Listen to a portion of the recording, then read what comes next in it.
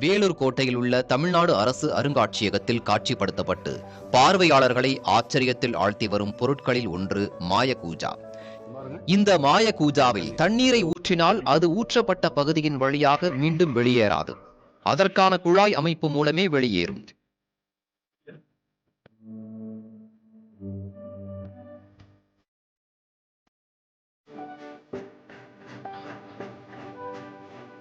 அதனால் வேலூரின் கரிகரி என்ற பகுதியில் செய்யப்பட்ட கூஜாவிற்கு மாயக்கூஜா என்ற பெயரை நிலைத்துவிட்டது. இந்த மாயக்கூஜாவிற்கு பின்னால் சுவாரஸ்ய வரலாறும் இருக்கிறது.